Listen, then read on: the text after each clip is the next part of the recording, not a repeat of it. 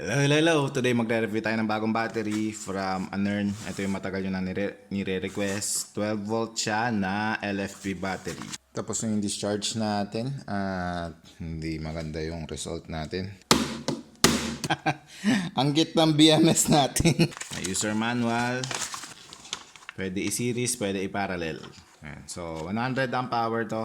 So, kapag discharge natin ng 0.2C, maabot natin ng 100% kapag 0.5C ang discharge natin, nasa 95%. Kapag nasa 1C, less than 90% na makukuha natin. So, internal resistance, dapat 30 milliohms. Standard charge rate natin 50 amps, maximum discharge continuous current 100 amp. So, instantaneous for 3 seconds, kaya nyo daw ng 200 amps. First, check natin yung voltage na wala naman tayo makikita. May mga nagtatanong kasi sa akin, isisend nila yung voltage ng battery nila, kung okay daw ba yun. Ayan, 12.9. As long as above 12 volts yung natanggap nyo, okay po yun. Kasi, ibig sabihin, hindi siya fully discharged na binigay sa inyo. Pero kung maganda ba yung quality ng battery, kung tama ba yung capacity, hindi malalaman based sa voltage lang. Ito sa test natin, ano yung sabi sa manual? Less than 30 milliohms yung internal resistance. Nasa 4 lang yung nakikita natin. So okay naman. I-capacity test na natin agad. So i-charge lang natin. Meron ng bagong charger. Teka lang. I-unbox na rin natin. Mali. LG pala to. Teka lang.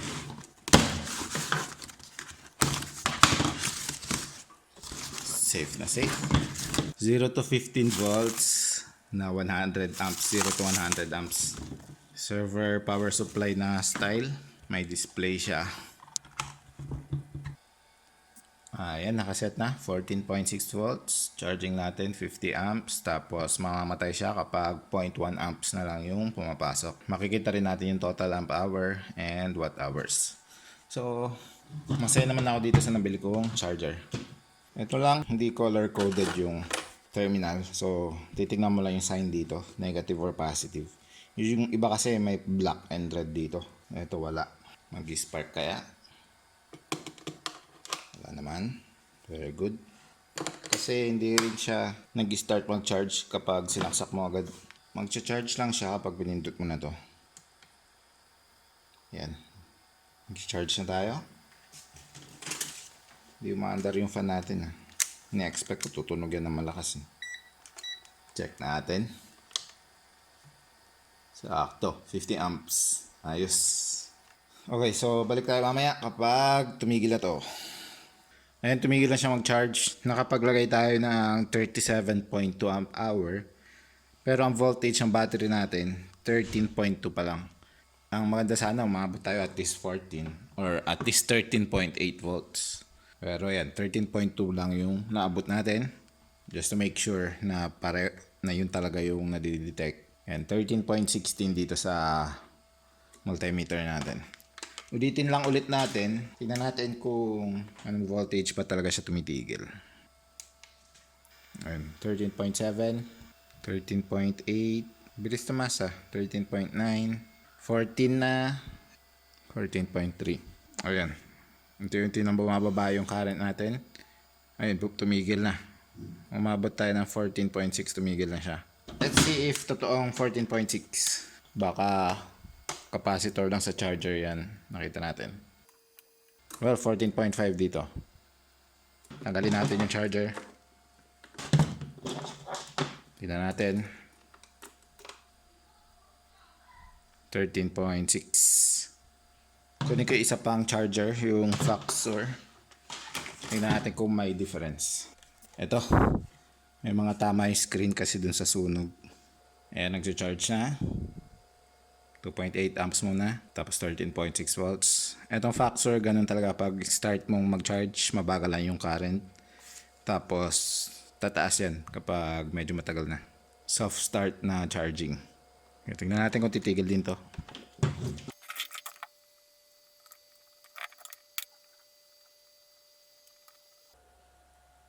Ayan.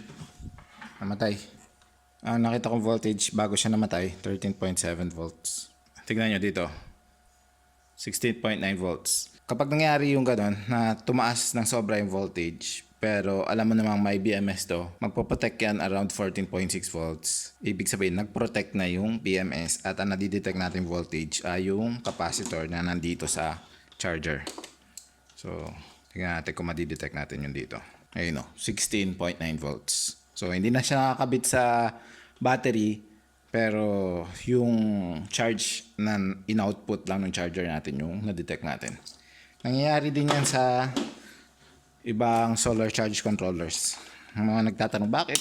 Nakaset lang sa ganito yung settings ng solar charge controller ko, pero yun na-detect na voltage, super taas. Yun ang nangyayari. Pero buti dito, hindi natin na-experience yun. Yung ipupush niya talaga ng super taas na voltage. Dito na-experience natin. So sa hindi magandang charger, nangyayari talaga yun. Mas maiintindihan mo kung bakit tumaas yung voltage kapag alam mong kung paano nag-work yung charger. Yung mga charger kasi, para mag-charge siya, hindi lang naman fix yung voltage. Tinataasan niya yung voltage para tumaas yung current. So, I guess, masasabi na natin fully charged na to, or at least yun yung pinaka-maximum na charge na kaya niyang tanggapin. Ang susunod na gagawin natin, i-discharge natin.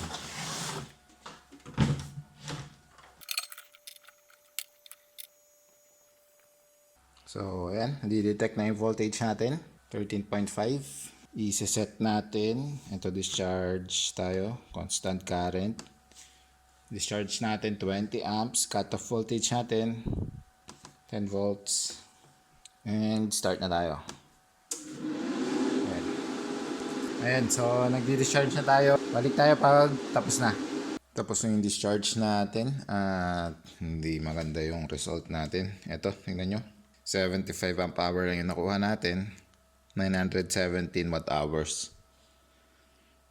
Kahit kaya ganun, mababa lang yung capacity na nakuha natin. Yun din kasi hindi tayo umabot ng at least 14 volts. So, sige, i-charge lang natin siya ulit and then tignan natin kung ilang ang power yung makakarga natin gamit yung charger natin na isa.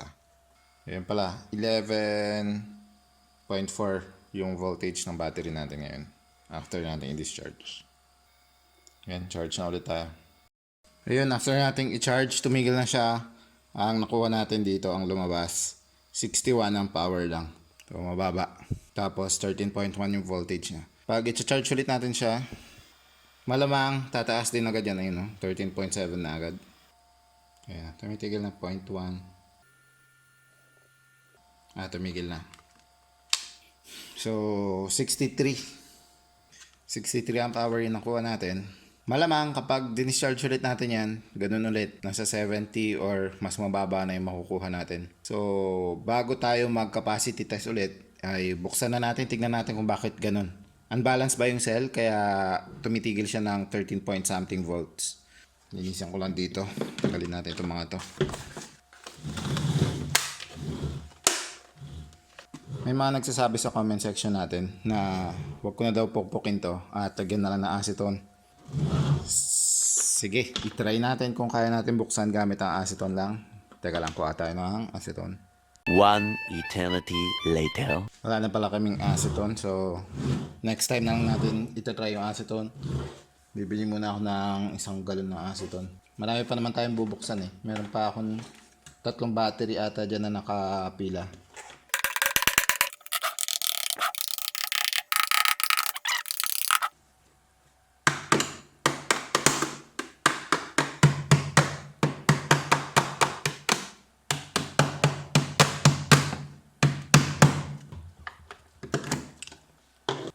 Parang wala siyang glue.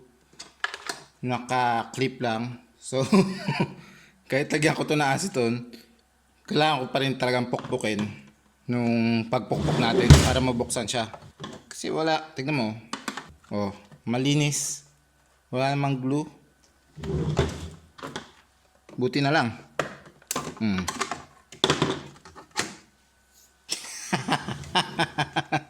Ang git ng BMS natin. Usually, ganito kalaki yung BMS ng iba. Ganyan. Ganyan kalaki. Ang BMS niya, eto. Ang liit lang. Tingnan natin kung anong BMS to. Ayan. 100 amps na 6064 daw. Ititest natin yung mamaya. Wait, ganito to. Ano to? Hindi sila magkapantay. Parang yung tatlo nakahiga. Ito, tatlong cells na nakahiga. Tapos ito nakapatagilid. So may custom na bus bar siguro ko silang ginawa para mapagkabit yan. Tignan natin. As in, kaya siya maliit. Kasi compact talaga.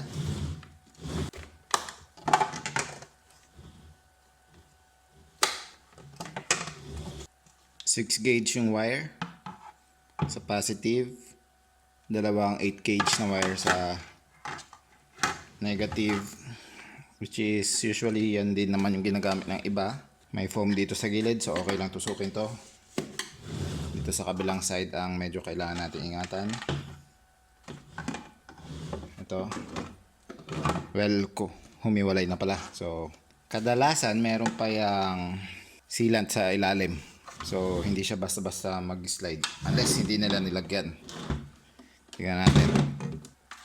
Tapos dito pala, sa side na to. Ayan, nilagyan lang din ng sealant. Yung iba, may cover dito para mas safe. Ito, wala. Walang cover. Ay, kung balita rin.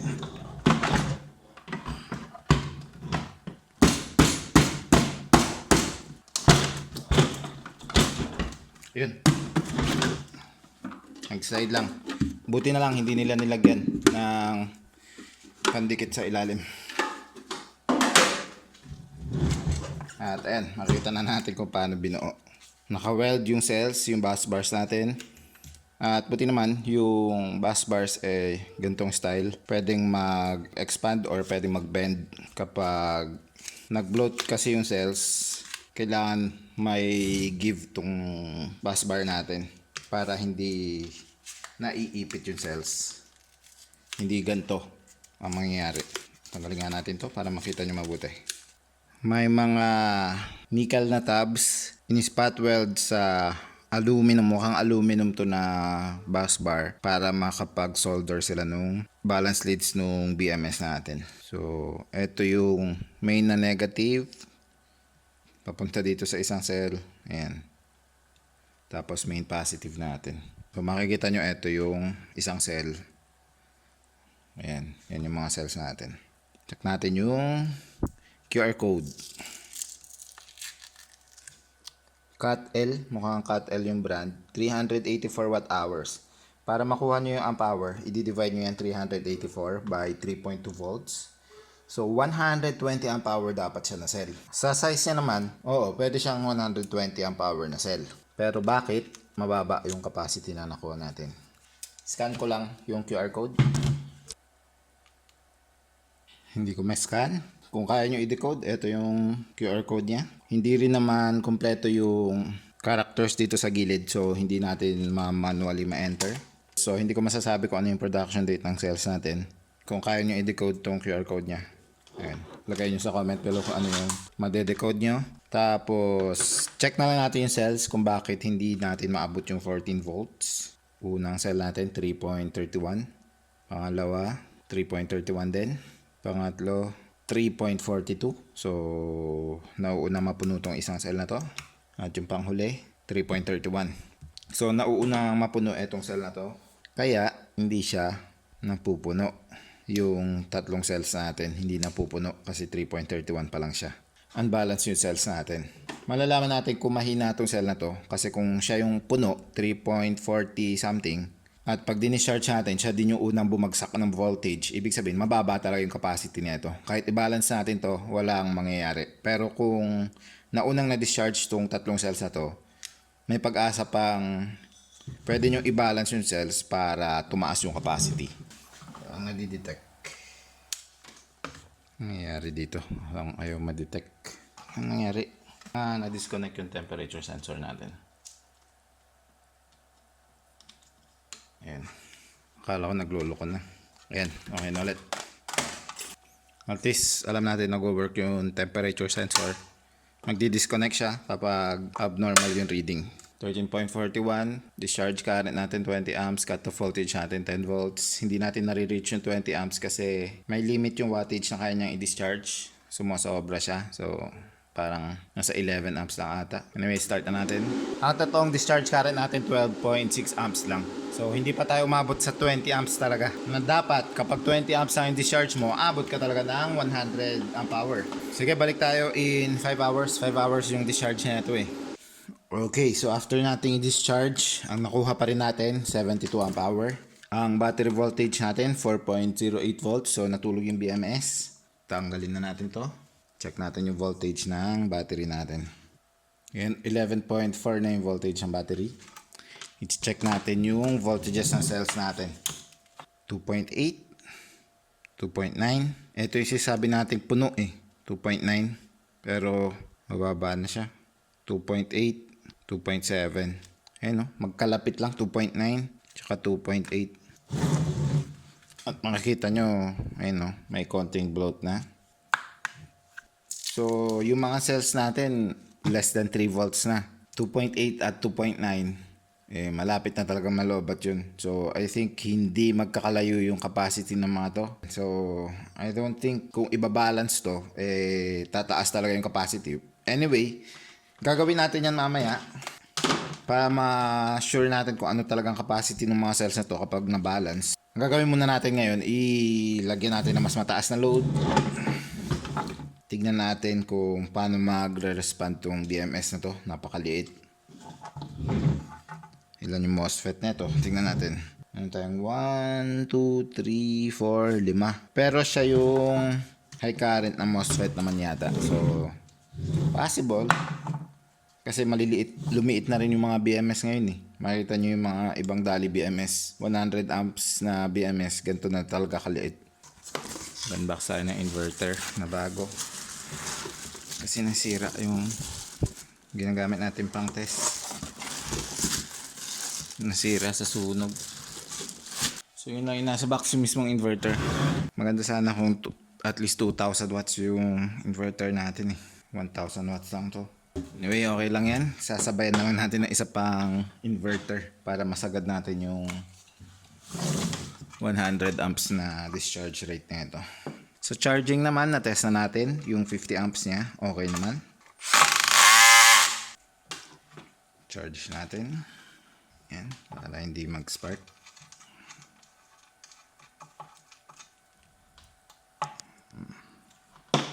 Walang spark.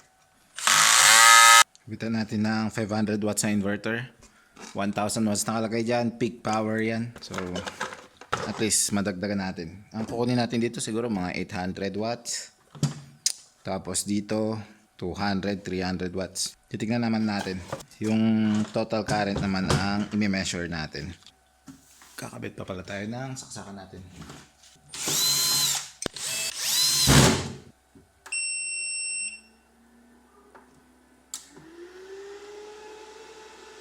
Let's check voltage 220 volts 60 Hz. May output na rin to. Hindi ko napapakita sa inyo kasi ang titignan naman natin talaga dito ay yung discharge current natin. 0.8 amps. So kung 0.8 amps yan, ang voltage ng battery natin ay ang baba, 11.2. Ay, hindi pa natin siya na-charge. Shoot. I-charge muna natin bago natin i-test. Yan. So, natest na natin 50 amps. Okay naman pag sinacharge siya ng 50 amps, yun yung recommended. Hindi naman umiinit yung BMS. After 1 hour na charging ng 50 amps, check ko lang yung temp. Yung mismong BMS, malamig naman. Yung mga wire ang mainit, nasa 46 degrees Celsius. So, sa 50 amps na charging, okay naman yung BMS natin. So, mamaya, yung pag-discharge ang imo-monitor natin kung mainit at 100 amps kasi yun yung advertised na maximum discharge rate niya, 100 amps. Titignan natin kung kakayanin ba ng BMS niya at kung iinit ba siya. Ayan, fully charged na. 63 amp hour lang yung may ikarga ulit natin. Next, karga na tayo ng load. 300 plus pa lang yung load natin. So, 28 amps pa lang. Kailangan natin na mas mataas. 44 amps na pala. Titigil ko muna yan. Again ko ng ibang load. Yan. 97. Oops, 109. 108.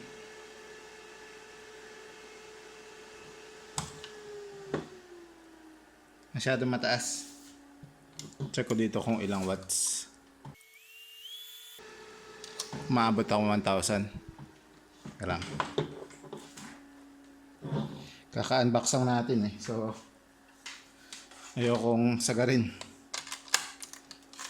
Gusto ko 80% lang muna. So, 800 watts. Maabot tayo ng 1,000 watts. Tapos, hindi pa siya nagpo-protect agad. So, nakakaya niya naman yung 1,000 watts. Yan, 400, 500, 600, 7, yan, 56 amps. And then, dadagdagan pa natin yan. Nabitan ko pa ng additional 250 watts. So, tataas pa to. 59 amps na yung discharge rate natin. Ayan, 60, 75, 87 amps na. Then, pwede pa tayo magdagdag pa dito. Sakto sana eh, 1,000 watts to. Kaso, ayoko isagad. 1,000 watts lang kasi siya. Dito lang tayo magsaksak. Dagdagan natin kahit isa pa sigurong 100 watts. Dagdagan lang natin mamaya kapag kulang pa para maabot natin yung 100 amps. Ayan. 98. Ayan. 98 amps. Close na sa 100. Pwede natin dagdagan ng konti dito sa 1 solar natin para tumaas pa ng konti. Ayan. 102 na. Sakto lang natin. Ayan, sakto lang natin sa 100 amps. Siguro mga 5 minutes na siya tumatakbo na sa 100 amps. Check natin yung temperature niya. Oh, makikita nyo yung bright yellow. Yung mga wire, mainit. Yung BMS ang check natin. In fairness, yung BMS hindi pa umiinit ng sobra. Pero kaka-start pa lang kasi natin. Nasa 61 degrees yung pinakamainit. Yung mga wires yung mainit. So 30 minutes na 100 amps discharge rate. Yan, 103 pa. Check natin yung temperature. Tinalo pa nito yung ibang BMS. I mean, ibang batteries 91 na. 91 kanina. Nung binuksan ko, lumamig kasi nahanginan. Yung ibang part nasa yung wire na to, 95. Yung BMS mismo, 74. Wire niya sa BMS, 87. Hindi mo na mahawakan to, mainit na. So, okay naman yung BMS. Nagpe-perform naman, ganyan naman talaga yung temperature niyan. Kahit anong bilhin nyo na battery na na-try na natin before, ay kapag 100 amps yung discharge rate, umiinit talaga. Aabot hanggang 90 degrees to. Pero yung iba, pagdating ng 80, namamatay yung BMS kasi may over temperature protection. Eto, meron siyang isang temperature sensor, nakadikit naman sa cell. So, ang minomonitor nun ay cells. Yung cells naman natin, hindi naman umiinit na sobra. Umiinit lang siya dahil mainit yung bus bar. Tapos yung yung init sa bus bar na ta-transfer na sa mismong cells natin. Pero kung yung cells mismo ay umiinit sa 100 amps, acceptable pa yung temperature niya.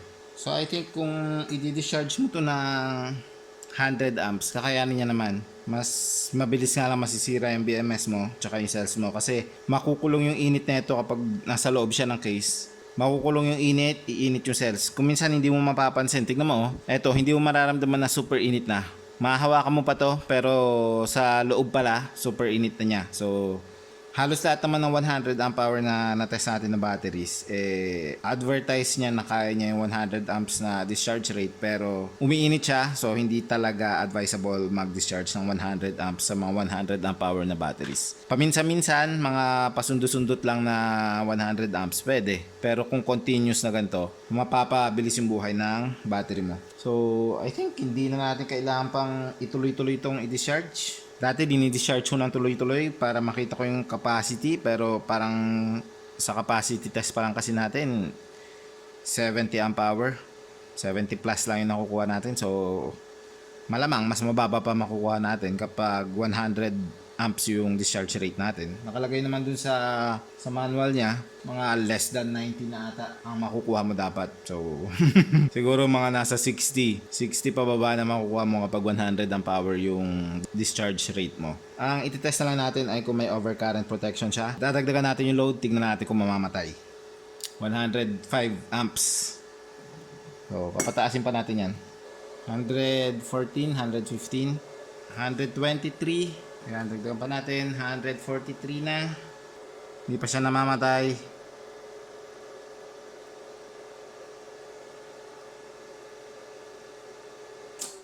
Ayun, namatay na.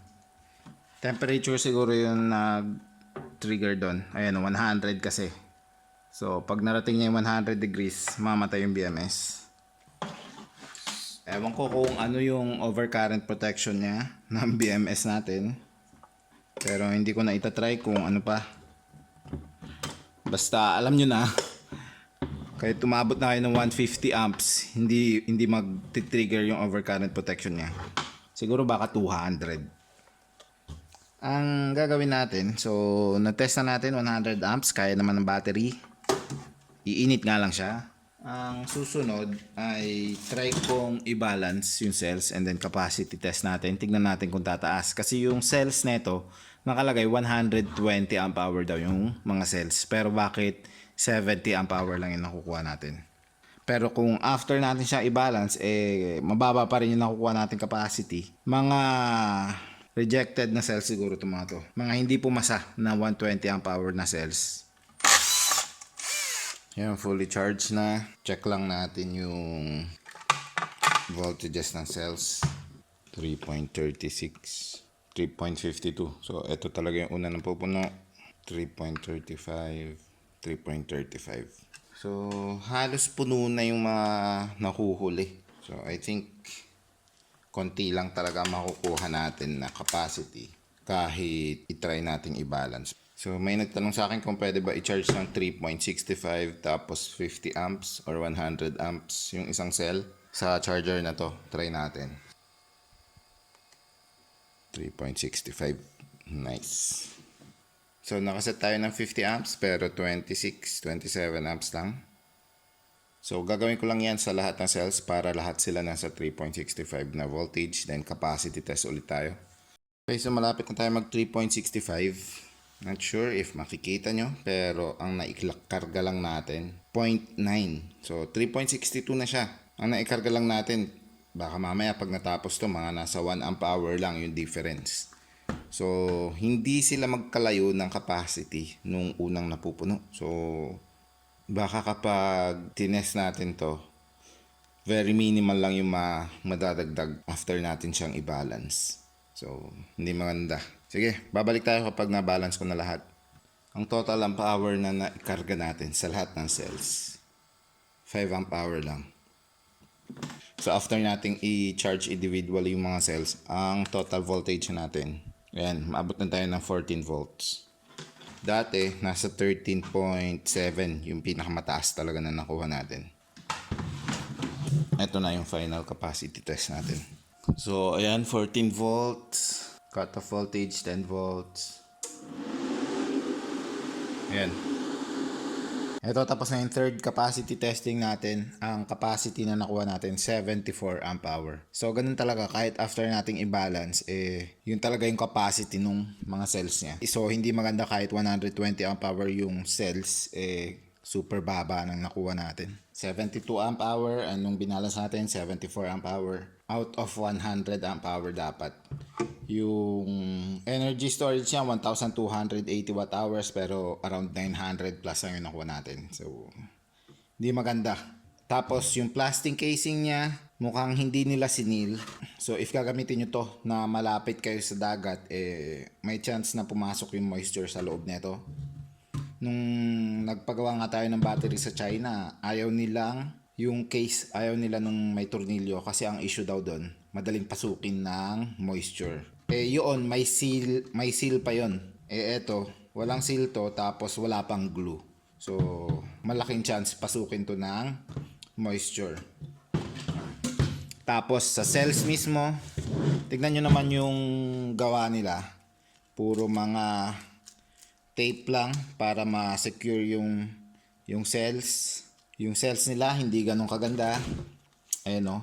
Oh, may konting bloat na. Pero buti naman naka-spot weld kasi kung minsan mas maganda rin na naka-spot weld kasi nga ay hindi nag-lose yung connection. Tapos since trinay nilang pagkasyahin sa maliit na case yung cells, medyo unconventional yung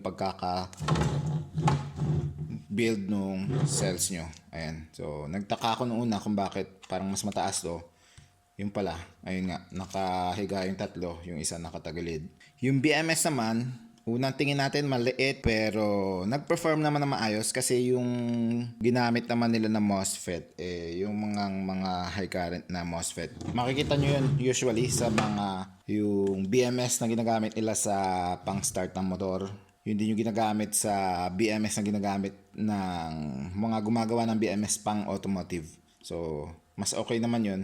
Yun lang, maliit to. So, ibig sabihin, mas madaling iinit, mas maliit yung heatsink. Although, kung iisipin mo, wala naman masyadong effect yun kasi nasa loob ng case, kulong din siya. So, kung mas malaki man yung heatsink, iinitin agad. So, ganun talaga, maliit man o malaki yung heatsink ng BMS, makukulong at makukulong pa rin yung init sa loob ng casing. At yung over temperature protection nito, nakaset sa 100 degrees Celsius. So, for me, yung quality ay hindi ganun kaganda yung pagkakagawa nito. Parang pwede na, yun lang.